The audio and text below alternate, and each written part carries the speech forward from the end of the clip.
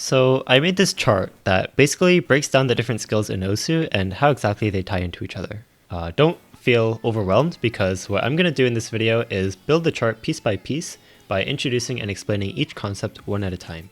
I'll be explaining what all the different skills mean, and hopefully by the end of this video you'll know exactly how you can use this chart to its fullest potential so you can find your weaknesses and figure out what skills you need to work on the most. This video is targeted towards players of any skill level who are looking to gain a more thorough understanding of the game and its skills. Before we begin, I'd like to put a disclaimer that this chart and this video was pretty much all made by me, and it's important to keep in mind that different players may see things differently or have different ways of going about improving. But regardless, the explanations in this video are pretty well agreed upon by a lot of players, and I even referenced advice of other top players when making this, so I think it's a pretty good starting point to help you understand the game on a deeper level. But on that note, if there's anything in this video that you maybe disagreed with, you're more than welcome to leave a comment about it and open up the discussion, or even make your own video talking about some of this stuff. But with that said, I did put a lot of time into this project and I'd really appreciate your support, so if you liked this video or thought it was useful, please give the video a thumbs up and share it with anyone you think might appreciate it. Also, I'd like to mention that I'm more than happy to answer any questions on anything I talk about or mention in this video, so leave a comment if you have a question and I'll answer it as soon as I can. This video is meant to be a sort of general yet comprehensive overview of everything in Osu, and I'll probably end up making future videos explaining some of these concepts in more detail. So if you'd be interested in a certain topic being covered, please don't be afraid to ask so that I know what you'd like to see. Okay. So the general idea with this chart is that there are different broad or like umbrella terms, those being tapping, aim, reading, endurance, and speed. And they each divide into different skills that connect in like a whole bunch of different ways. The first sort of foundational information that I should establish is that there are three different inputs that go into playing this game: tapping, aim, and reading. And we'll call these the three inputs of gameplay.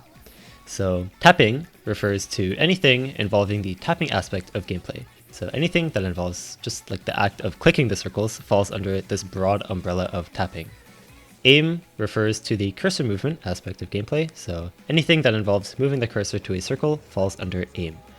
Reading refers to anything involving pattern processing or object processing. I think reading is definitely the most misunderstood of the three core elements of gameplay, but it ties into two distinct skills: pattern processing and rhythm sense, which I'll be describing in more detail in just a little bit. Also, despite being a broad term, reading is actually tied in from another skill named Mastery of Low Star Maps, and that skill is tied in from one called Mastery of Fundamental Gameplay Elements. So let's take a look at those. Mastery of Fundamental Gameplay Elements. Very long name, I know, but all it is the ability to process and play circles and sliders in their most basic state. The idea here is that you need to be able to play fundamental gameplay elements perfectly, or at least very naturally, before you start worrying about playing more challenging and complex maps. If you think about it, like all the different patterns in this game are built out of just simple circles and sliders. So if you can't perfectly or naturally process basic circles and sliders that aren't even in complex patterns, you need to be able to do that first before you start worrying about raising your skill level and challenging more difficult maps. The way I've always liked to explain this concept is by comparing reading in Osu to reading a language. And if you've ever learned another language, this should hopefully make a lot of sense to you. Like, if you can't understand and process basic sentences in a language perfectly every time, you shouldn't even be thinking about trying to read harder sentences. And I think the same goes for reading in Osu. If you can't read and play basic patterns perfectly every time, you shouldn't even be thinking about trying to read harder maps. And this leads me to the next skill on the list, which is Mastery of Low Star Maps. So this is basically a continuation of mastering fundamental gameplay elements, as mastering low star maps is basically the result of perfecting your ability to read and play these basic patterns. By low star maps, I'm talking maps around like 2 stars and lower. These maps feature gameplay elements in their simplest state, and they don't really have any funky combinations of objects or patterns or like anything like that. I'll use this time to emphasize that if you notice, Mastery of Low Star Maps is the only skill that ties into reading on this chart. This is a really important concept that I think a lot more players need to realize, but being able to play low star maps perfectly is such a key element to training reading, and I'll get into this more in a bit when I discuss pattern processing, but Being able to do this is so important in having a solid skill foundation and consistency and not running into skill walls. It's almost impossible to understate how valuable this is. Throughout the video, as I talk about other fundamental skills, I'll mention using low star maps as practice maps for those fundamental skills. And the reason why I found that training on low star maps is so useful is because in this star range, you're able to isolate the skill that you're trying to train without needing to worry about any other complicated gameplay elements, which that allows you to focus simply on the fundamental aspect that you're trying to practice. This doesn't only apply to processing gameplay elements, as I'll talk about this again with finger control and cursor control, but I just wanted to point this out now so that you start getting an idea for how valuable these types of maps are for developing your fundamental skills and training efficiently. Also, when I say mastery of these skills, that basically just means getting to a point where it just feels really natural for you to play and process these super fundamental patterns. And if you think back to the language analogy, that should make a lot of sense. I don't want my use of the word mastery to, I guess, trick you into thinking that you need to be absolutely perfect 100% of the time, but I do think it's important to emphasize that these aren't skills that you should underestimate or skip over. Fundamentals are pretty much everything in learning a new skill, especially if you want to get really good at it. And something I've found is that usually when someone runs into like a skill wall that they can't get past or something like that, it often comes from an issue of some sort in a fundamental skill that they need to work on. So if you're able to feel super comfortable with your fundamental skills, you'll have a much easier time improving in the long run. Okay, so with that, let's talk about pattern processing, which is one of the most important skills, if not the most important skill to have and to train in this game. So pattern processing is the actual ability to understand how a pattern is supposed to be played. This is a really important skill to understand, especially if you look at just how many skills pattern processing ties into on this chart. So I'll try to make this explanation as thorough as I can. So I'll start by saying that pattern processing is often mixed up with reading, and oftentimes when someone says reading, what they are actually referring to is pattern processing. But the difference is that reading is simply the broad umbrella term for any skill involving understanding how to play a pattern, and then pattern processing is the name of the actual skill that involves being able to understand and break down a pattern. They are super similar, I know, but I think it's important to make this distinction so you don't get confused later on. I think the best way to understand the difference is to look at what skills reading ties into. So reading ties into both pattern processing and rhythm sense. While rhythm sense is definitely related to being able to process patterns, it's not the actual ability to process patterns. So while it is under the whole umbrella of reading, it's considered a separate skill from pattern processing. So as a result, pattern processing is considered a separate skill from reading as well. So a big part of pattern processing is being able to take the pattern that's in front of you and break it down into more digestible parts. And this idea about pattern processing can basically be applied as a general tip for anything reading related. Like if there's a long stream or a jump section, especially if it's like really dense or the angles are super awkward, you need to be able to break down the pattern into simpler parts and sort of play each of those parts one at a time. And that's what pattern processing is being able to do that. It's a super important and fundamental skill, and in order to do that, you need to have a really natural ability to process patterns in their most basic state. And that's another reason why mastering low star maps is so important in being able to read and process patterns. With that, I'll talk a little bit about how to use what we know of the chart so far to figure out how you should train pattern processing. And I think this will actually be a really good example for how this chart is meant to be used as a whole. So pattern processing is tied into from two different skills, reading and focus. I know I haven't talked about focus yet, but it should be pretty self-explanatory. It's just your ability to focus. So if you feel that you're struggling with pattern processing, it's likely either one of two things that's causing that. Either your reading ability as a whole is lacking, or your ability to focus is lacking. And I think it can be a bit tricky to figure out exactly which one is causing the problem, but just think of it this way. So let's say there's a pattern that's a bit hard for you to process and break down. And if your focus is really good, but your reading is somewhat lacking, you might still be able to hit the pattern, even if it's hard for you to read, simply because you were just paying close attention. And similarly, if your reading is really good, but your focus is kind of lacking, you might still be able to read a pattern correctly, even though you weren't really that focused. If you've ever been like spaced out while playing and you still managed to hit like a strange rhythm or awkward angle that you didn't expect to hit, it's probably because your reading and other skills were more than good enough to carry that task of pattern processing, even though your focus wasn't really there. So now, for example, let's say that you just misread a pattern. Step one is to sort of make your own analysis on whether or not you misread because you had the ability to read it but weren't focused, were focused but didn't have the ability to read it, or maybe even both. And if you're struggling to figure out which skill was hindering you, it can help to look at which skills are related to each of the skills that you're looking at. And by that I mean, if you can't figure out if it was your focus or your general reading ability that was hindering you, you should look at the skills that tie into and from both focus and reading, and try thinking about your comfort level on those related skills. So, for example, if you look at the skills related to reading and feel like you also don't really have a fully natural mastery of fundamental patterns and low start maps, that could be a sign that those skills need work in order for you to improve pattern processing. So if you analyze your strengths like that, it should help you come to a pretty sound conclusion on which skill was hindering you the most, or even if it was both skills that you think need some work. And after coming to that conclusion, you can use the explanations in this video of all the different skills to think about how you can train those other skills and get better at pattern processing as a result. Okay, so before I move on, I'd like to bring up memorizing patterns and how that relates to improving reading and pattern processing.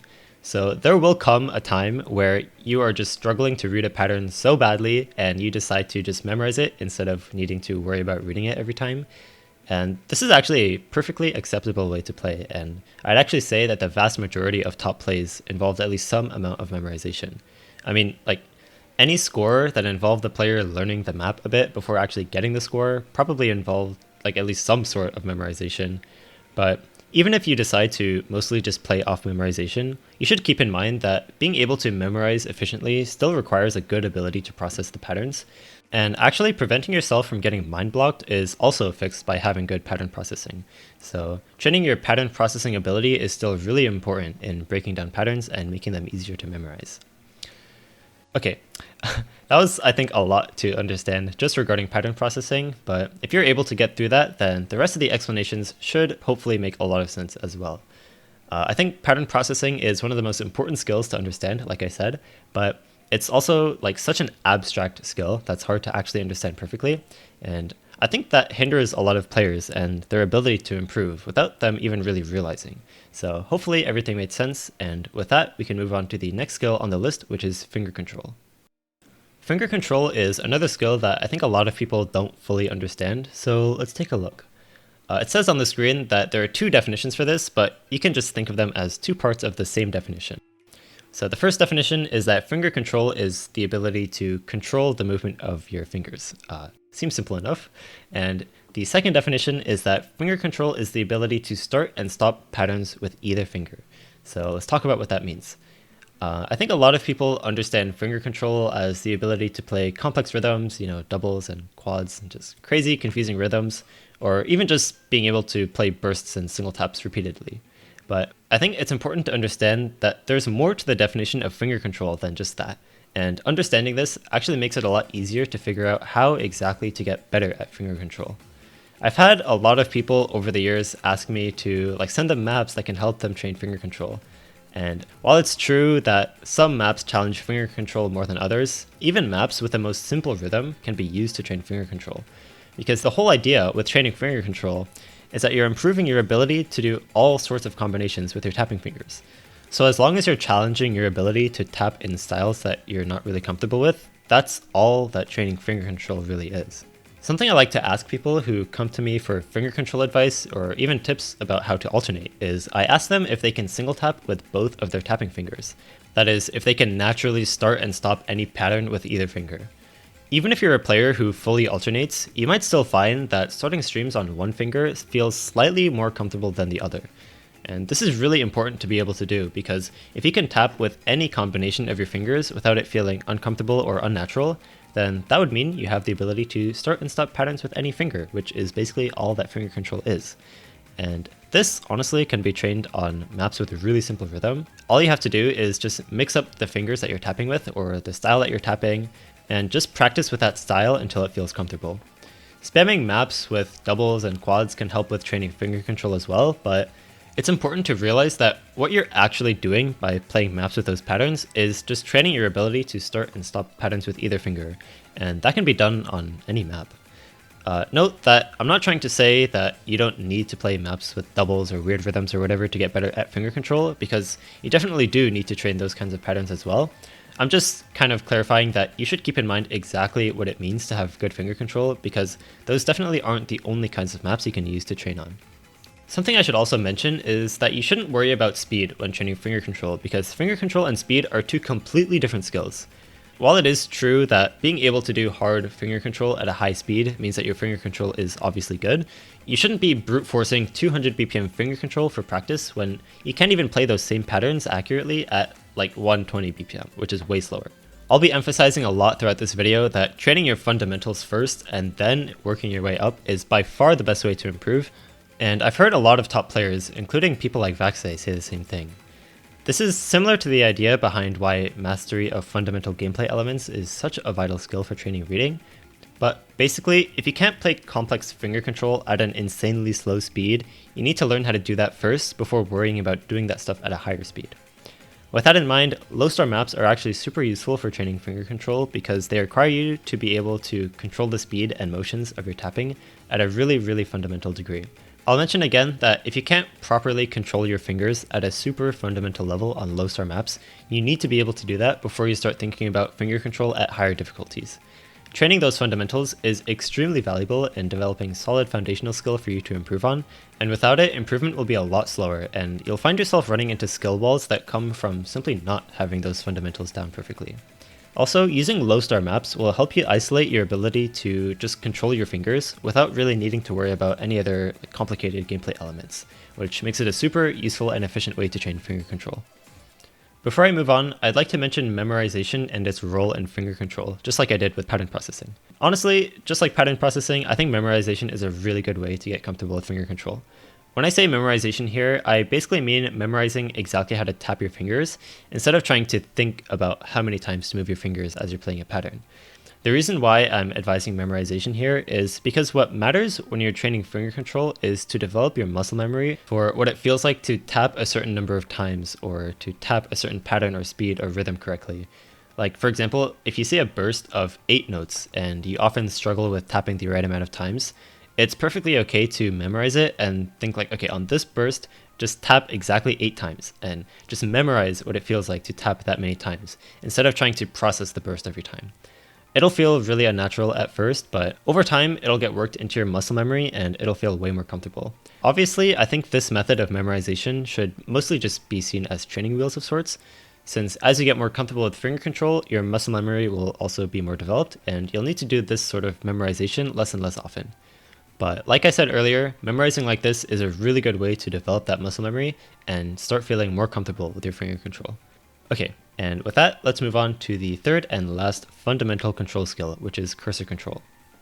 Cursor control, by definition, is almost the same as finger control, just that instead of controlling the movement of your fingers, it's about controlling the movement of your aim, or cursor.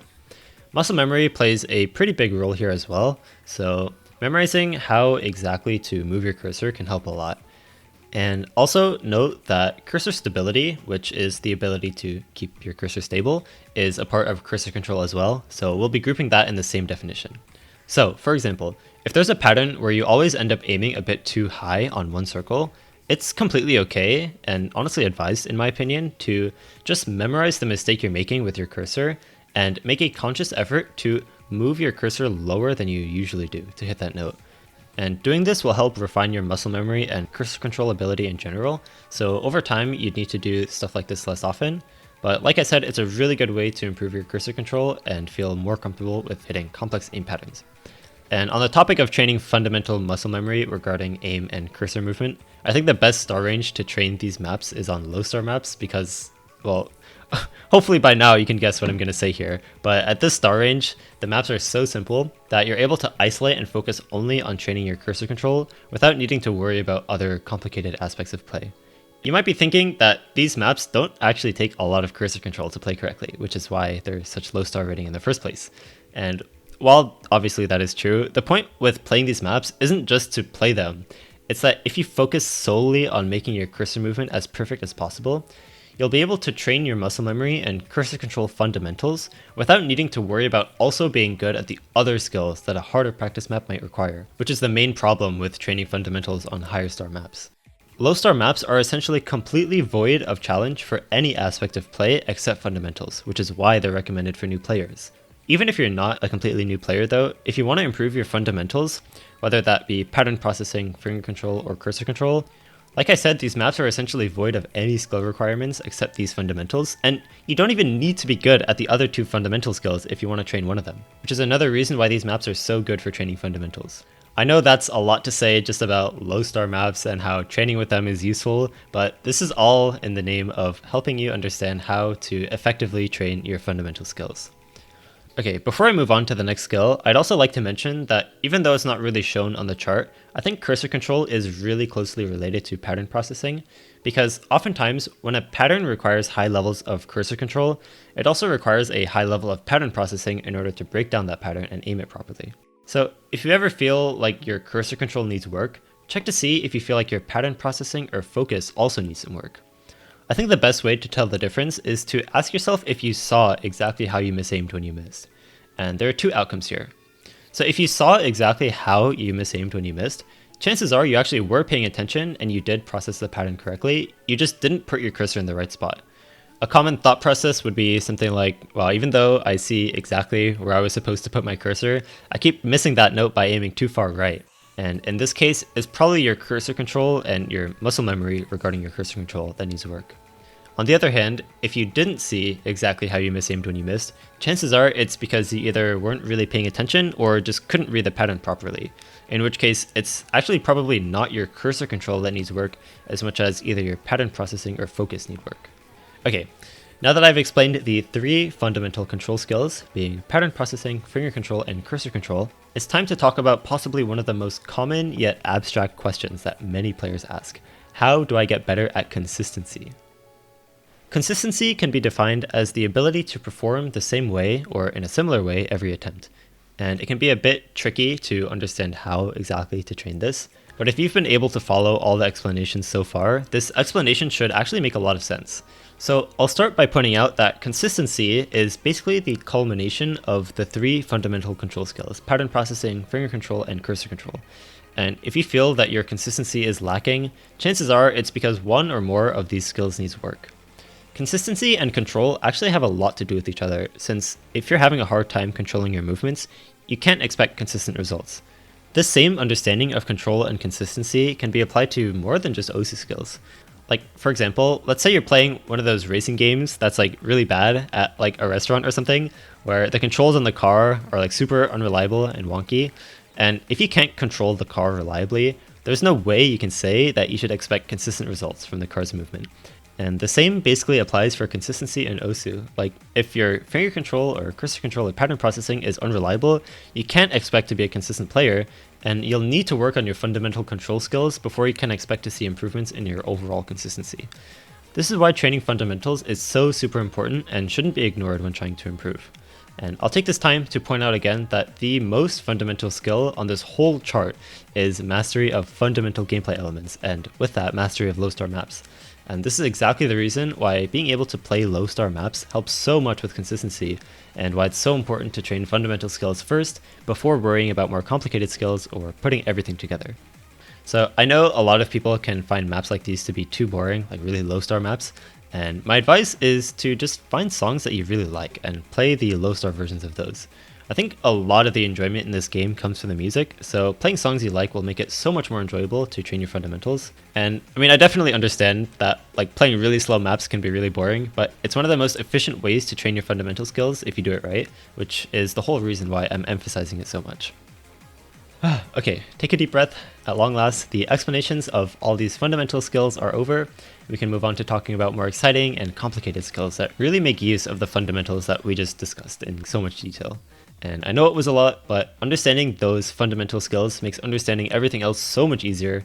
So if anything I just mentioned up until this part of the video didn't completely make sense to you, please feel free to just go back and watch it again.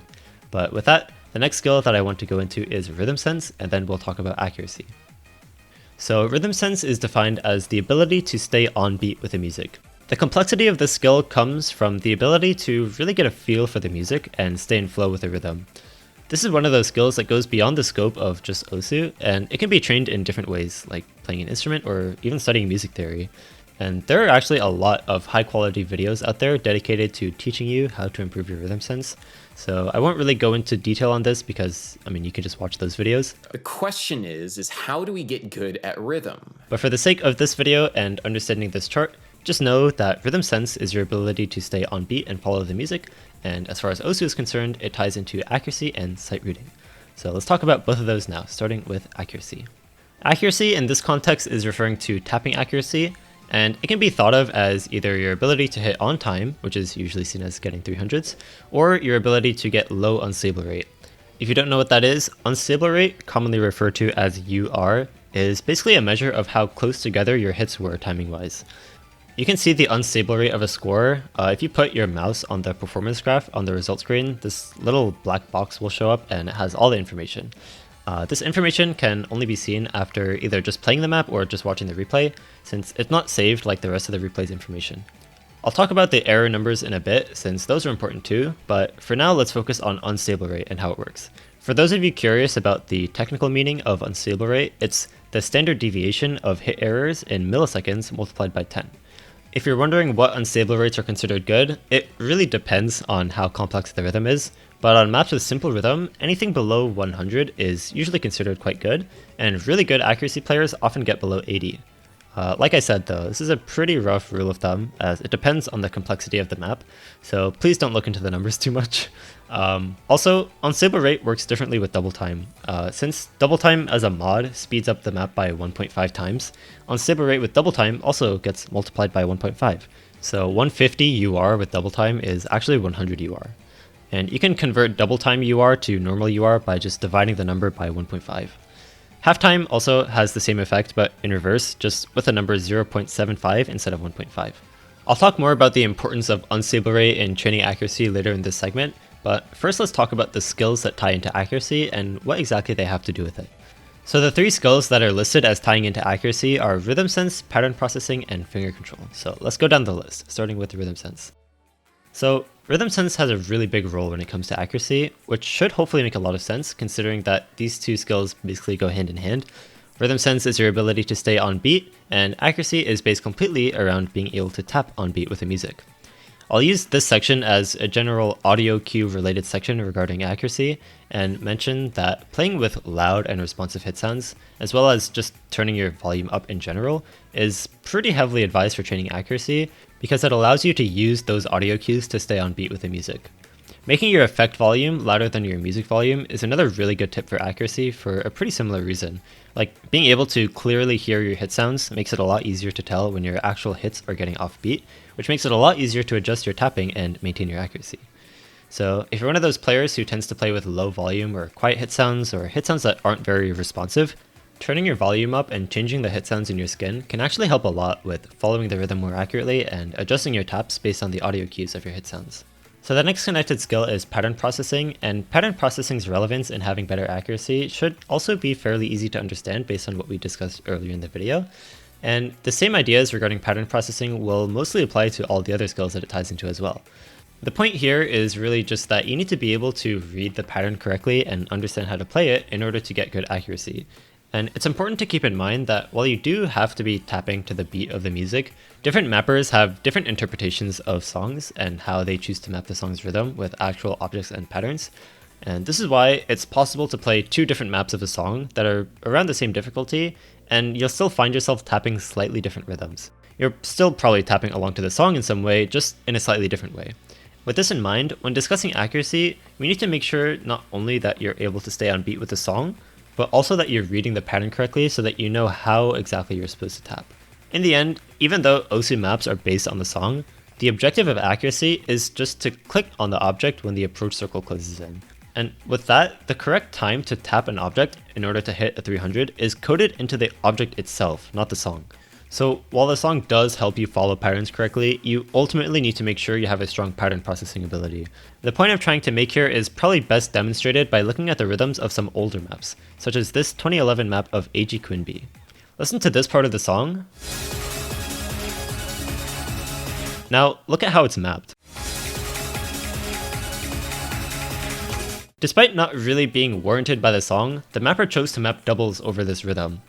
This This is a perfect example of a case where the rhythm of the map was done to supplement the music, not necessarily to match it. And the same effect can be found in tons of maps, which is why pattern processing is super important to train in order to develop better accuracy. This is also why, when discussing how to develop better reading and pattern processing, many players advise to just play lots of older maps, since in that older era of mapping, it was really common to make unique patterns that simply supplemented the rhythm of the song, despite not really reflecting any rhythm that actually existed in the song. So if you played a lot of different old maps, you'd be exposing yourself to a bunch of different unique patterns, thus enhancing your library of patterns that you know how to play, which helps develop your pattern processing. While I do agree with this advice, and I think playing these maps does help your pattern processing ability, it's important to understand exactly what makes those maps useful so that you're not just kind of playing them mindlessly. So hopefully all those explanations made sense.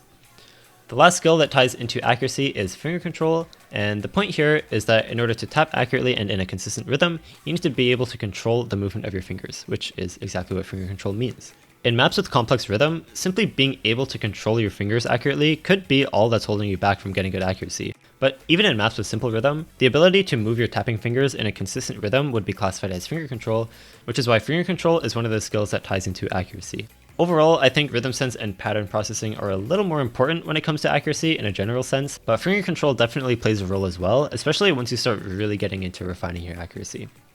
Alright, now let's get back to unstable rate and those other numbers on the result screen and talk about why they're so important in training your accuracy. As I mentioned earlier, unstable rate, or UR, is the measure of how close together your hits were. This is different from measuring how accurate the hits were.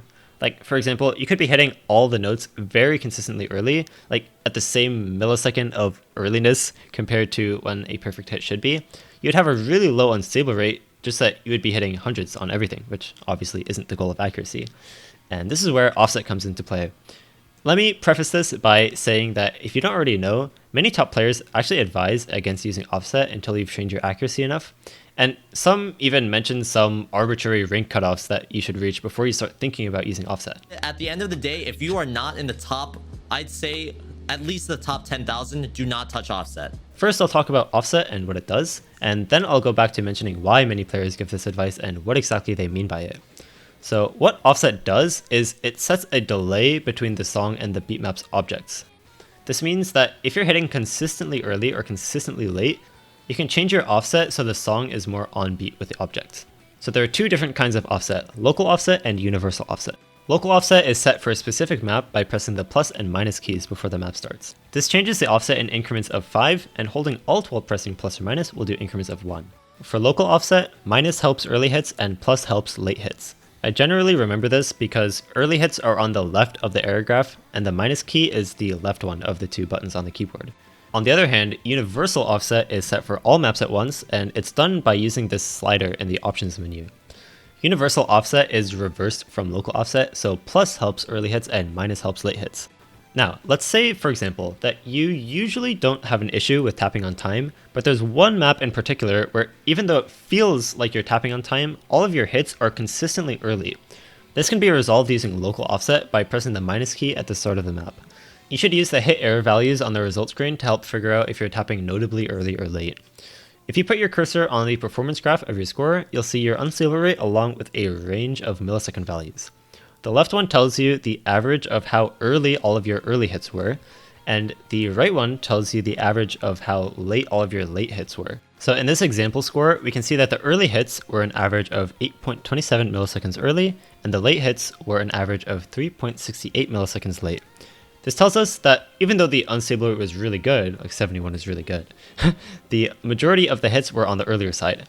If the two error numbers were more or less the same, we wouldn't really need to worry about offset, but since the hits tended to be considerably more early than late, using negative local offset would help a lot with calibrating the hits to be more in time. For these error values in particular, I'd probably start with trying -5, maybe -10 offset, and after testing different offset values, you should eventually be able to find an offset that lets you tap accurately. So this is generally why, when, and how offset would be used to help your accuracy. The problem, and the reason why some players advise against using offset for a while, is because you need to be able to tell if it was really an offset issue, or if you were hitting early simply because, well, you were hitting too early. In the example scenario, we can tell from the low unstable rate that all the hits were pretty consistently close together, so in that case it was an offset issue, but it's not really possible to figure out what offset you need if your hits are just all over the place timing-wise. For example, take a look at this hit error graph. While the hits are generally more early than late, it's probably not because they need offset, but more so because either they need to work on their accuracy skills or the map is just too hard for them to act properly. The bottom line is that you need to be able to have consistent hits in the first place in order to get significant benefit out of using offset. There are players who argue that if you get into the habit of using offset before you feel entirely comfortable knowing whether or not it was an offset issue or simply a tapping issue, offset might end up serving as your excuse to not actually develop your accuracy skill, thus resulting in you not actually getting better at accuracy because you're always covering your weakness in accuracy with an offset. What I would say is that as long as you understand what offset is, what it does, and how to tell an accuracy issue from an offset issue, it's perfectly fine to use and experiment with offset whenever you find it necessary. Just keep in mind that you'll need to actually be able to tap with consistent timing in order to actually find benefit in using offset. As with some other sections of this video, I'll talk a little bit about memorizing when it comes to accuracy before we move on. This would be, for example, if you generally don't have an issue with accuracy on a map, but there's one pattern in the map that you always hit late. In this case, it wouldn't make sense to use offset since you're not having trouble with the whole map, just that one pattern. In that case, it makes sense to just memorize the timing of that one pattern and focus on tapping earlier than you think you need to. Even intentionally trying to hit the pattern early can be the right way to go about playing it, because sometimes doing that will end up with you sort of meeting in the middle timing-wise, and you'll actually end up hitting on time. This is a strategy that I actually use all the time, and I'm sure lots of top accuracy players do the same. So don't feel ashamed to memorize certain patterns if you tend to always mistime them, as it can be a really useful strategy when you're only struggling with a particular pattern or section, but not the whole map. So to sum up this section, accuracy as a skill is a combination of your rhythm sense, pattern processing, and finger control. If you find yourself hitting consistently early or late, you should use offset to adjust the timing. There are other skills that could be hindering your accuracy, such as like running out of stamina or simply not being fast enough to play the map, but those are less related to the fundamental ability of accuracy and more related to deficits in other skills. For now, let's move on to the next skill on the list, which is sight reading. Sight reading is basically the ability to play a map or pattern correctly without knowing how it goes, or without having played it before. This term is also used in musical contexts, where a sight read would be the musician's first time playing a song, assuming they hadn't reviewed the sheet music already. The word sight read literally combines the word sight, which is your ability to see, and read, which is obviously referring to reading. So a sight read is when you read the map with your sight, or in other words, figuring it out as you play. As you might expect, pattern processing is the main skill that comes into play here, as the whole idea behind sight reading is your ability to process the patterns. So the better you are at recognizing and reading patterns properly, the better you'll be at sight reading. Rhythm sense is also especially useful in becoming better at sight reading because it helps you pick up on patterns in the song and in the map, so you can better predict how the patterns ahead will go, even if you haven't seen them yet. There isn't really much to get into here other than that, so let's just move on to the next skill, which is focus. Focus is another term that isn't at all unique to just OSU, and it's basically just your ability to concentrate and keep your attention on the map. Improving focus mostly involves making sure you're meeting physiological needs, such as being well-fed, well-rested, like having proper hygiene, that sort of stuff. This is mostly outside the scope of this video though, as there are tons of other resources out there for you to learn how to improve your focus, so I won't really be going into this too deeply. It is definitely an important skill to mention though, as your general ability to focus is a factor that ties into some pretty fundamental skills, including pattern processing.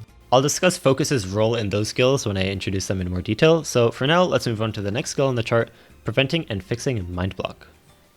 Mindblock is an interesting concept, and it can be seen as the result of what happens when you stop processing a pattern.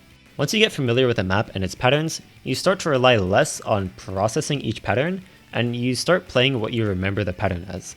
This is normal, and it usually ends up being fine, but the problem arises when you completely stop processing the pattern and rely entirely on memory. If you've ever hit a pattern comfortably when sight reading and then struggled to read it in future attempts, this is why. The first time you played the pattern, you processed it more carefully since you didn't know what to expect in the first place, but once you play the map and remember what the pattern looks like, you stop processing it and start playing from memory. To put it simply, you stop playing the pattern that you see, and you start playing the pattern that you remember. I talked about mindblock more in my first Q&A video, which you can check out linked in the description, so for the sake of this video, I just wanted to explain how exactly mindblock works, as well as emphasize the connection between mindblock and pattern processing. As I mentioned at the start of this video, I'm super open to the idea of making individual videos to go in depth on any of these topics, so please let me know if you'd like to see something like that. For now, let's talk about a few other skills that focus ties into: flow aim and precision. These skills both tie in from the same two skills, cursor control and focus. Flow aim is the ability to move your cursor in a fluid motion, as opposed to snap aim, which is moving your cursor in a more angled motion. Having good flow aim is mostly useful when playing streams or patterns that are mapped in a smooth motion rather than with angles. Controlling the velocity of your cursor when flowing takes a special kind of cursor control to keep your cursor moving in that smooth, fluid motion, and it also takes focus to make sure you're keeping your cursor on the pattern at the proper timing. I'll talk about this more when I discuss streaming, which is its own category in this video and on this chart, so for now, just understand how cursor control and focus tie into flow aim. I also talked about flow aim and how to improve it in that same Q&A video that I mentioned earlier, so be sure to check that out if you're interested. Next is precision, which also ties in from cursor control and focus, but precision is the ability to aim at the center of circles. This is mostly relevant when playing smaller circle sizes, because if we imagine a perfect hit aim-wise as being in the exact center of a circle, aim error would be aiming further away from the center. And with smaller circle sizes, you don't really have as much room to do that, and so it requires more precision. Cursor control is important here as it's what allows you to keep your cursor stable and precise, but focus is important for precision as well since there's less room for error, meaning less room for carelessness and thus a necessity to stay focused. While precision doesn't tie into anything else on this chart, it is one of the main skills that goes into hard rock, but that'll be touched on more at the end of the video. But for now, let's move on to the next term on the chart, which is endurance. Endurance is another broad umbrella term that isn't necessarily a skill set in itself, and it's defined as the ability to maintain something for an extended period of time or through continuous strain. This could refer to physical strain in the case of tapping stamina and aim stamina, but it could also refer to mental strain in the case of nerve control. Those are the three main skills that endurance ties into, but before we get into any of those skills, there's another skill that I want to mention that's very closely related: technique efficiency. Technique efficiency is defined as the ability to minimize excess movement. While this is mostly associated with tapping movement, it plays a role in aim as well. Regarding the name of this term, technique efficiency, technique refers to the way you move your fingers, and efficiency is referring to minimizing excess movement to reduce strain, increase stamina, and overall maximize productivity. The idea behind technique efficiency is for your fingers to be doing as little movement as possible or exerting as little strain as possible. Notice that this refers to both tapping and aim. So there's really no right or wrong way to tap or aim to increase efficiency. It's just a matter of what feels the most comfortable for you. It's different for everyone, but it can help to try imitating the styles of various players in order to discover what potential styles there are out there. This doesn't mean you should just blindly copy the style of a player that you like, expecting their preferred style to be what works best for you as well.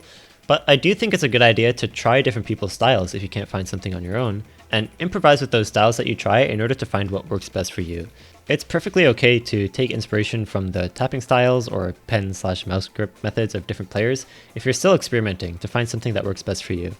And on that note, I feel like I should emphasize that this means it's not a good idea to ask your favorite speed player what the best tapping style is for reasons that I hopefully don't need to explain. I think the best thing you can do is just experiment with different styles until you figure out what's most comfortable for you. But with that, we can talk about the next skill on the list, which is tapping stamina. Tapping stamina refers to how much your tapping can take before tiring out. This is directly tied in from the umbrella term of tapping, since tapping stamina is a pretty fundamental element of tapping, but more specifically, it's the combination of tapping and endurance. Tapping stamina is also influenced directly by technique efficiency, as having an efficient tapping technique leads to less strain, which obviously leads to more stamina. Since it's such a fundamental concept, tapping stamina is pretty relevant in most aspects of play, as it's what determines how much you can tap before your fingers wear out. But as far as specific skills that tapping stamina falls into, streaming is definitely the biggest one. Also, this seems like a good time to make a distinction between stamina and speed. While these skills are closely related, as they're the two main physical elements of play, they're not quite the same. And I'll talk about this more when I talk about speed in a little bit, but in short, it's possible to output high amounts of speed for a very short amount of time, but that ability is separate from your ability to maintain that, which is stamina, or in this case, tapping stamina. Just clarifying this now so that you're aware of why tapping stamina isn't connected to speed or vice versa. In practical use, they do go somewhat hand in hand, but they're still separate skills. There is a similarity in how speed and stamina are trained though, and it's conceptually very similar to stuff like weightlifting or working out. Like first you warm up, then you gradually push your limits until you're worn out. Soreness, or that slight burning feeling, is good and normal, but pain, especially sharp pain, is not. And if you start feeling those sharp pains, that's your body telling you to stop. Also, when practicing this stuff, regular training is ideal, even if it's not super intensive. Again, it's very similar to developing any other kind of physical strength. Like, you should be working out regularly, but you don't have to max out every session. But anyway, this isn't meant to be an in-depth improvement guide, so hopefully that gives a basic understanding of the concept for now. And before I move on, I'd like to shout out 2 videos in particular. So both Ryuk and Spare have videos where they talk about training, tapping stamina, and speed, and I think they're actually really valuable to watch, especially if you're looking to learn about this stuff in more detail, so they'll both be linked in the description. But with that, we'll move on to the next skill on the list, which is streaming. Streaming might be one of the most intricate skills on this list, and it's the culmination of a bunch of different skills. So a stream is a string of circles in 1/4 rhythm, and your streaming ability is your ability to play them accurately. 1/4 rhythm basically just means that it's twice as fast as single taps, which are in 1/2 rhythm. So let's take this time to learn some terminology for the different lengths of 1/4 patterns. So 2 notes is called a double, 3 notes is a triple, and 4 notes is a quad. 5 notes is called a quint, but it's also sometimes called a 5-note burst. Anything from 5 to 8 notes is referred to as a burst. You can specify the amount by saying 5-note burst, 6-note burst, stuff like that. And starting from 9 notes, the patterns are called streams instead of bursts. And they're also just specified by saying the amount of notes, like 9-note stream, 10-note stream, etc. At a certain point in length, a stream is referred to as a long stream or death stream. The line for how many notes it takes for a stream to become a death stream isn't really clear, but it's basically the point where stamina becomes a larger factor than just your ability to stream that BPM. This is usually around the 32 note mark, but again, the line isn't really super clear, and it also somewhat depends on the context of the map. Alright, so with that, let's talk about the 3 skills that tie into streaming: finger control, tapping stamina, and flow aim. Tapping stamina and flow aim are probably the easier ones to understand here. Streams are long strings of notes, and so it requires tapping stamina to get through them without tiring out. And flow aim is just the aiming aspect of streaming, since streams require fluid motion rather than snappy, jumpy motion. Finger control's role in streaming is where a bit more layers come into play, so let's try to break it down. So let's establish that you can move your cursor through a stream with your cursor going over every note, and you can tap the right amount of times at the right speed to hit every note accurately, but you can still mess up the stream, sometimes even missing the whole thing. Like, why is that? The true complexity of hitting streams, especially when it comes to space streams, is coordinating your tapping with your aim. Because of how flow aim works, you're not stopping your cursor on each circle and tapping before moving on to the next note like you are with snap aim. You're moving in a continuous motion, meaning there's a very precise window that you have to tap, which is when your cursor is actually over the note. While that may sound simple, this is really important to keep in mind, because it means that it's not exactly about tapping accurately to the map, it's about aiming accurately to the map and tapping when your cursor is over each note. Typically, and especially when a stream is really spaced, the window of time where your cursor is over the circle is much less than the timing window of actually hitting a 300. So you need to make sure you're not just tapping accurately, but tapping at the moment where your cursor is on the note. This sometimes involves intentionally delaying or rushing your tapping a bit to line up with your aim. Your cursor might not even be on the circle in the 300 hit range, but if you tap during the 300 window anyway, you'll end up actually completely missing the note instead of slightly rushing or delaying your tapping and just dropping accuracy. Of course, I mean, if your cursor isn't over the circles at the right time, then you'll need to adjust your aim, but my point is that it takes finger control to tap in a continuous motion that also lines up with your aim. Okay, so hopefully that clears up the 3 main skills that go into streaming, and with that, let's move on to aim stamina. Aim stamina is pretty much the same concept as tapping stamina, just with your aim instead of tapping. By definition, it's the ability for your aim to endure continuous strain, for example in long jump sections, really intensive aim sections, or just long maps in general. It's the direct combination of aim and endurance, and aim stamina can be helped mostly through technique efficiency, and having a light grip on either your pen or your mouse can really go a long way in conserving aim stamina. Something I'd like to mention, and this goes for tapping stamina as well, is that splitting energy on the 3 inputs of gameplay, reading, tapping, and aim, overall lowers your stamina for any given input. But in simpler terms, I guess, if you're spending a lot of energy on reading the map, you won't have as much energy to give to either tapping or aim. This often happens on higher ARs or higher BPMs, so improving your speed overall, especially reading speed, can actually help you a lot with improving your stamina as well. Okay, with that, it's time to take a look at speed, the next item on the list and the last broad term to be mentioned. So, being a broad term, this definition of speed isn't necessarily a skill to be trained, but rather an umbrella of skills that all have a similar concept. So speed as a general term is the ability to do something quickly, and we can combine it with the 3 inputs of gameplay to create reading speed, tapping speed, and aim speed. Speed is tied in directly from technique efficiency, though there's a bit more to speed than just technique efficiency. Mostly in the sense that speed is still something you have to train and increase gradually, even if your technique efficiency is relatively optimized. And just like with stamina, training speed has very similar concepts to weightlifting or working out. There are actually a lot of factors that can affect speed, even including like outside factors like sleep, diet, general hygiene stuff. So keep that stuff in mind when thinking about speed and your speed ability as a whole. But enough about speed as an umbrella term, let's talk about how speed connects to the 3 inputs of play, starting with reading speed.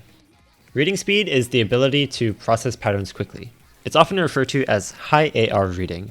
AR, or approach rate, is the difficulty setting that controls how quickly an object appears before you need to click it. The higher the AR, the less time you have before you need to click, thus requiring higher reading speed. Note that reading speed isn't tied in from reading itself, but rather from pattern processing. There is more to reading speed than just processing the patterns really quickly though. Being able to anticipate patterns or rhythms that are coming up is a huge part of reading quickly, and this is where rhythm sense comes into play. Think of it this way, since you don't have much time to process the pattern before you need to play it, you'll need to be able to do some of that processing before the pattern shows up. This involves picking up on patterns in the song or map to sort of guess or anticipate a pattern that's coming up. For example, if you've been seeing the same pattern every time a certain part of the song comes up, you should be able to pick up on that and expect that same pattern the next time that part of the song comes. And this is where rhythm sense and knowing how songs themselves are typically structured can really help. In basic terms, songs repeat themselves, so maps do too. And in order to predict patterns that come up and read them more quickly, we need to be able to pick up on the repetitions and patterns of the music. Of course, all this talk about predicting patterns and actually reading the map can be thrown out the window if we just memorize it, right? And that's true, and a perfectly valid point. There's a reason why the greatest high AR scores aren't sight reads, and sometimes take hundreds or thousands of attempts. Memorizing is perfectly fine for playing a high AR map, especially if you're still getting used to that AR, but with that in mind, it helps a lot to be able to actually predict the patterns, because behind the scenes, that's basically what's happening when you play a map you've memorized, right? You have an image of how the next pattern will go, which allows you to basically see the pattern before it happens. And with good reading speed, you won't need to memorize the map in order to do this, and at really advanced levels of reading, you'd be able to have multiple potential images of how the next pattern might go. But that's a bit outside the scope of this video. Of course, just mastering rhythm sense and picking up on patterns in a map won't make you be able to sight read every map perfectly, but this ability is still super important for reading quickly, or even reading in general to be honest, so definitely don't overlook this. Over time, even with just memorizing different patterns or maps at high AR, you should eventually start feeling more comfortable processing patterns at that speed. But as with all good things, it does take time, so don't feel discouraged. A quick tip for reading high AR is that follow points by default are actually really dense, and on high ARs, they actually appear before the circles do. Most skins have animated follow points that are designed to make the follow points less dense, but if you remove this animation, you end up with these really dense follow points that can help so much with reading high AR. I mean, there is a reason why most skins have this animation, because on most ARs, these follow points are way too dense to be helpful, but personally, I have a separate version of my skin with these dense follow points that I use for high AR, specifically for double time when the AR is above 10, so it's definitely something you should try if you're looking for ways to help with reading speed. Overall, it's important to keep in mind the elements that go into reading speed so that you can be aware of them and know what to focus on when trying to improve. But with that, we can move on to the next speed-related skill, tapping speed. Tapping speed is probably what most people think of when they just think speed, and it could be simply defined as the ability to tap quickly. It's the fundamental combination of tapping and speed, and along with tapping stamina, it's one of the most physical aspects of play. As a result, and as I mentioned when discussing tapping stamina, training tapping speed is very similar to working out or building muscles. In short, practicing regularly and gradually pushing your limits is the way to go. And like I mentioned earlier, there are already videos out there about training tapping speed and stamina that are made by players who I would consider more accomplished speed players than myself, so those videos are linked in the description, but I can gladly go more in depth on my thoughts on training speed in a future video. For now, let's discuss the next and final speed-related skill, aim speed. Aim speed, defined as the ability to aim quickly, is basically the physical limitation of how quickly you can move your cursor. While aim speed is a physical aspect just like tapping speed, it's typically much less of a limiting factor to playing fast maps as the other two speed skills, reading and tapping. Not to say aim speed isn't a skill worth training, it's just that, at least from my experience and from what I've witnessed, the limiting factor of playing a fast map is usually either reading or tapping speed before it is aim speed. But regardless, aim speed is still a valid skill to train, and it can be trained in basically the same way as tapping speed. Also keep in mind that improving cursor control can also indirectly improve aim speed, much like technique efficiency improves speed in general. It's a very similar concept. Building cursor control means more direct movements, thus increasing efficiency, which increases aim speed. Alright, there are 2 more skills left on the chart, slider aim and nerve control. They're somewhat miscellaneous, so I've left them until the end, but let's dive into them, starting with slider aim. Slider aim is the ability to follow slider bodies accurately. While hit circles are very binary, either you hit them or you don't, sliders have multiple parts that each have their own input checks. In other words, multiple parts that you need to hit. We can split a slider into 3 parts. There's the slider head, aka the slider start circle, slider ticks, which are in the slider body, and the slider tail, or the slider end circle. Note that getting a miss on an object requires missing the whole thing, so for sliders, you'd need to miss every part of it to actually get a miss. Only missing a part of the slider will result in either a 100 or a 50.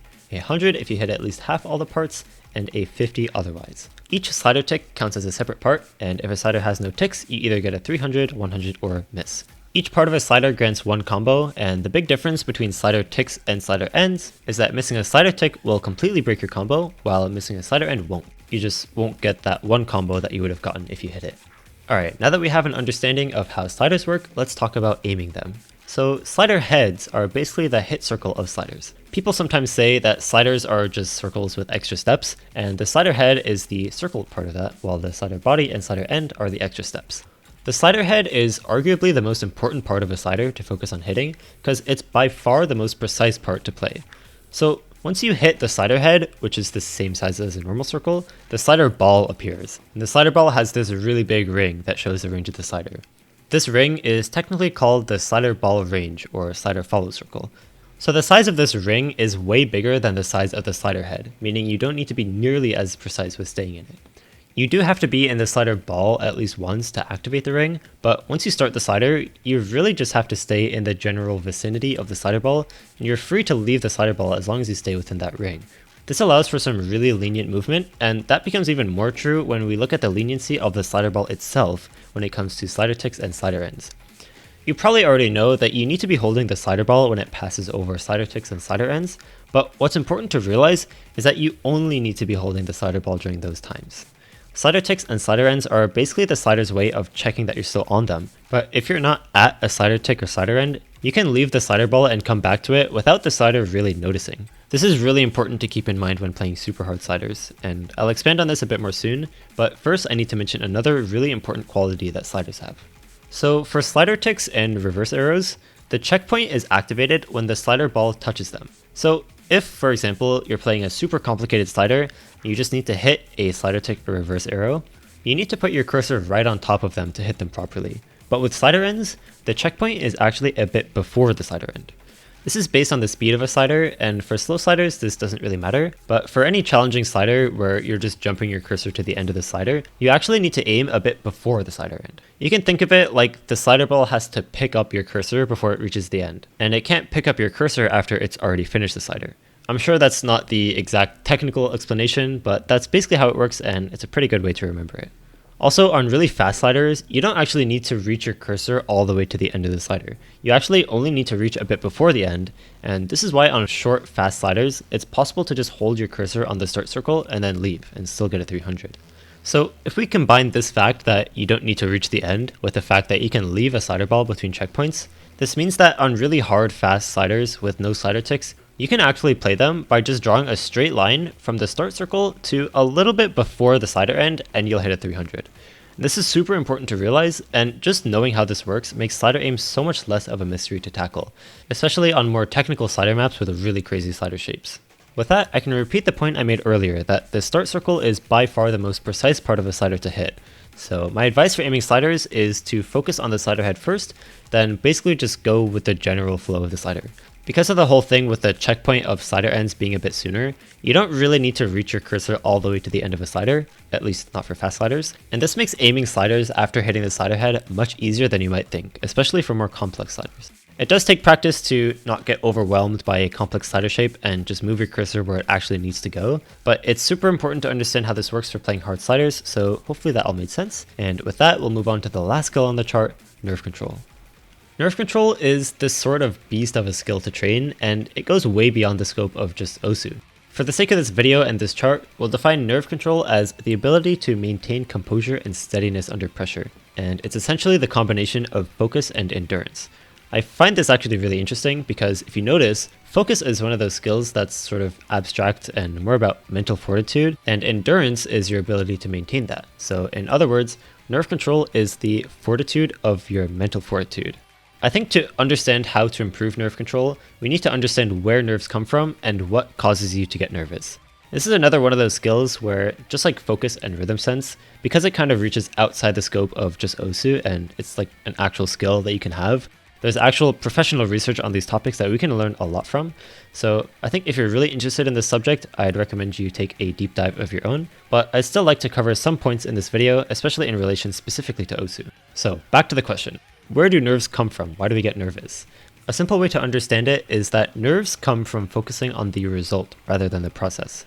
This wording is actually something that I got from a tweet Bubbleman made a while back, and I found that wording to capture the idea of nerves really well, and it basically shaped my understanding of nerves and nerve control into what it is today. This understanding of nerve control states that nerves come from when you start thinking about outcomes and getting in your head about ifs and what might happen if things go a certain way. And we can demonstrate this by imagining a situation where you're basically in the zone playing a map and you're not really paying attention to the score that you're holding. Then you sort of regain awareness of the run, only to realize that, wow, you're actually holding a score that you would consider good. And then only then, after you realize that, do you start to feel nervous.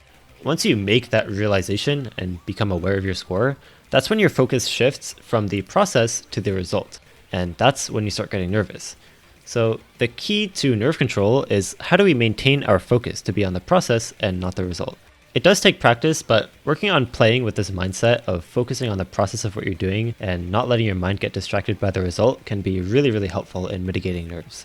Nerve control is one of those topics that I can make a whole separate video about, but since this video is supposed to be focused more on understanding what each skill on the chart means, for now I'll just mention a few methods for controlling nerves that I know a couple players use or that I've used myself. Different methods work for different people, and if you're someone who struggles with nerve control, I recommend trying multiple methods and hopefully something will help. So I'd say there are two main categories of nerve control methods. The first is to develop or train your mindset to mitigate nerves entirely, which is a much more conscious method of nerve control based more on mental fortitude compared to the second category.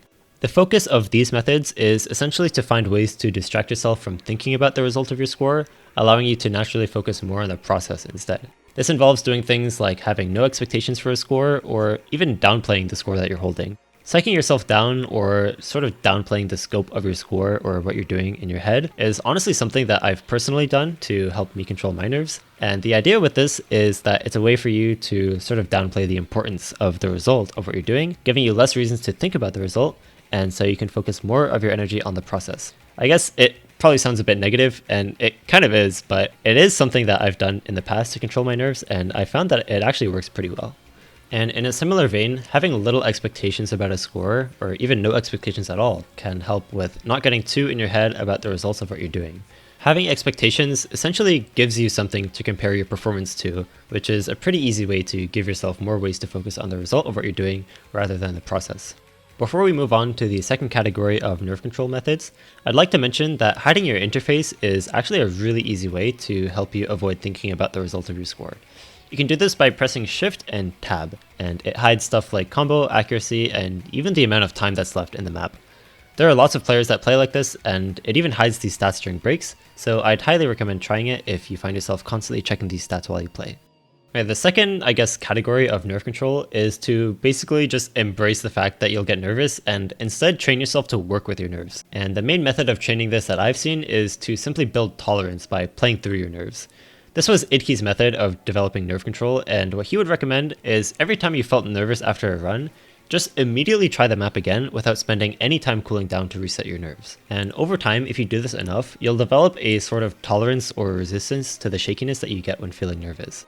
Like I mentioned, the thought process behind this method of nerve control is that you can't really do anything about getting nervous, and so because of that, it's better to just learn how to play through your nerves. Overall, there are lots of different ways to go about combating nerves, and like I mentioned earlier, if you're interested in exploring this topic in more detail, this is one of the few skills in this video that you can actually do outside research on your own if you're interested. With that, we've covered every skill on the chart, what they mean, and how they all tie into each other. But before I end the video, I'd like to briefly mention mods and which skills play the biggest role in each, and also what exactly should be focused on to improve each one. I'll be mentioning hidden, easy, double time, and hard rock. A general rule of thumb with getting into any mod is that you should start simple and work your way up. That's more of a general guideline that can be applied to any skill, but I feel like it's especially important to mention for mods because it gives a pretty clear sense of direction for getting into a certain mod or mod combination without feeling too overwhelmed. Hidden and easy both only tie in from pattern processing, as they mostly only affect the way that you process patterns in a map, but they're a bit different, so let's talk about them one by one, starting with hidden. So hidden doesn't really change much about the map itself, rather it simply changes the way the map appears, which is that instead of an approach circle closing in on the hit circle itself fades out before you need to tap it. Focusing on the rhythm is a bit more important when playing with hidden because you don't have the approach circles to guide you timing wise. At the same time though, since there are no approach circles at all, some players actually prefer playing with hidden because it creates less clutter on the screen, so it's really up to personal preference. Since hidden is essentially just another way to process patterns, the fundamentals of learning how to play with hidden are best trained at really low star ratings and then working your way up. And similarly, if you're someone who only plays with hidden and is trying to learn how to play without it, the same thing applies. You should redevelop your pattern processing on really low star ratings and then just gradually work your way up. Especially on lower approach rates, a good rule of thumb with hidden is to try slowing your cursor down to be further behind than you think it needs to be. There is a difference in pattern processing between playing with and without hidden, but I think overall, playing with hidden should simply be seen as a different way of reading, rather than one that's necessarily easier or harder. Like I mentioned, there are some players that are more adapted to reading with hidden and thus more comfortable with it, and vice versa. So in the end, playing with hidden is simply a different kind of reading entirely, and it should be treated and trained as such. With that, let's talk about the other pattern processing mod, which is easy. So what the easy mod does is it cuts the value of every difficulty number in half. So the CS, AR, OD, and HP all get cut in half. But by far the most notable change is the drastic decrease in AR, which makes pattern processing a much more vital skill in playing easy properly. In a way, playing easy mod forces you to be more intricate in the way that you process patterns, since the increase in density means you need to be a lot better than usual at breaking down patterns into more digestible sections. Using distinct combo colors can actually help a lot with breaking down the patterns, which is why a lot of easy players use skins that have really vibrant combo colors. I wouldn't necessarily say that playing easy is necessary to develop your pattern processing skill, but it does help develop your pattern processing in a certain way that might be beneficial, especially if you feel like you struggle to break down patterns into more digestible sections. Training pattern processing in this way isn't necessarily better or worse than training it from a fundamental standpoint with lower star maps, they're just kind of different forms of training pattern processing. I do think you should keep in mind though that, as I've mentioned throughout the video, training fundamentals is really key to developing a skill, and that especially includes a skill as fundamental as pattern processing. Learning to read easy definitely has its benefits in training your pattern processing, just keep in mind that you don't necessarily need to play easy to improve your pattern processing. Okay, next up, let's talk about double time. Double time speeds up all aspects of a map, from the song to all the difficulty settings. Actually, double time doesn't actually change any of the difficulty settings. What it does is it makes the game's internal clock run 1.5 times as fast. And unlike what the name of the mod might suggest, double time doesn't actually speed up the map by 2 times, it actually speeds it up by 1.5 times. It increases the requirement of all aspects of speed, so reading speed, tapping speed, and aim speed are all involved. There's a lot of variety around what kind of map a map might become when double time is added, and so based on that, a map might take more tapping speed than reading speed, more reading speed or less reading speed, etc. But the general idea of the mod as a whole is that it increases the speed of all aspects of play at the same time. Alright, last but definitely not least, let's talk about hard rock. Hard rock, in my opinion, is the hardest mod to get into because of just how much it does to a map. It does the opposite of what the easy mod does, so it increases all 4 of the difficulty settings, CS, AR, OD, and HP. It doesn't quite double them like how easy cuts them in half, but it does increase them by quite a bit, enough to the point where it's probably the most overwhelming mod to get into. The HP increase doesn't really affect much, but the increases in CS, AR, and OD heavily increase the amount of precision, reading speed, and accuracy that you need to play a map with Hard Rock. My best advice for getting into Hard Rock is to figure out how comfortable you are with each of these 3 skills that go into the mod. So between precision, reading speed, and accuracy, figure out which one is holding you back the most. I think it's best to isolate each of these skills and get more comfortable with each of them separately before jumping into actually playing Hard Rock, where all 3 of those skills get challenged so much at once.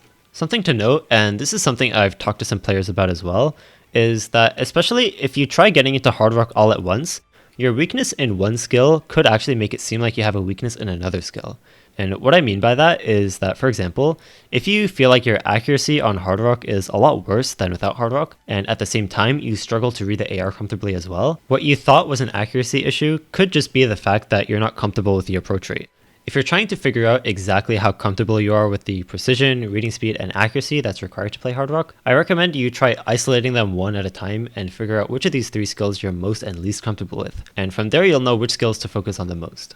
I'd say that once you become comfortable with maybe 2 of the 3 skills involved in Hard Rock to the point where you feel like Hard Rock isn't as overwhelming to play, then at that point I'd say you can start getting into actually playing Hard Rock itself to improve the 3rd skill that you're not comfortable with. So for example, once you feel relatively comfortable with the smaller CS and higher OD, you can finish out the 3rd skill of being comfortable with high AR by just using Hard Rock itself. Like I said, I think Hard Rock is really tricky to get into due to how it jumps all the difficulty settings at once, but if you take on improving each of the 3 skills that go into Hard Rock one by one, it becomes much friendlier to tackle. Okay, with that, we've covered all the skills that exist on this chart, as well as how they tie into some of the mods, and that brings us to the end of this video. My goal with this video and this whole project was to help give a deeper understanding of the game, its skills, and how they all work together. Originally, when I started working on this, the goal was for people to use this chart to identify their weakest skill so that they could figure out what they needed to focus on. But as I started working on this more, I found that I was actually answering a lot of common questions that people had about the game and its skills in general.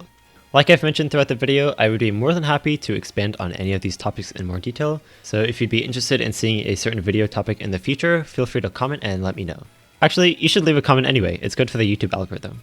Most of the work that went into this video and this project, the chart theory, chart design, video script writing, voiceovers, and video editing were all done by me, and my goal is really just that as many people find value out of this project as possible. So I'd really appreciate your support, so if you liked this video or thought it was useful, please give the video a thumbs up and share it with your friends. And if you want to stay notified about future videos of mine, please consider subscribing. I highly recommend it, as I have a lot of fun video ideas planned after this one. As for some closing thoughts, I've seen a lot of players, especially some top players, say that they don't really see the point in thinking so much about the game, or that it's unnecessary to essentially turn OSU into a science that can be understood. And my perspective on this, I guess, is that I think these players take the information that they have of the game for granted. Like, you know, when you ask a better player for advice and they just tell you to play more, the explanations that are provided in this video are basically what they're asking you to figure out on your own, because these are things they figured out on their own by just playing more. And oftentimes these realizations aren't even conscious, like they didn't even know that they know these things. It just becomes a part of their natural understanding of the game after playing for so long.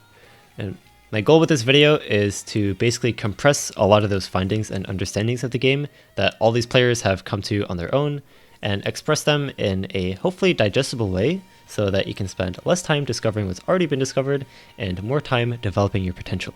And with that, thank you so much for watching. I hope this project helped you in some way, and see you next time.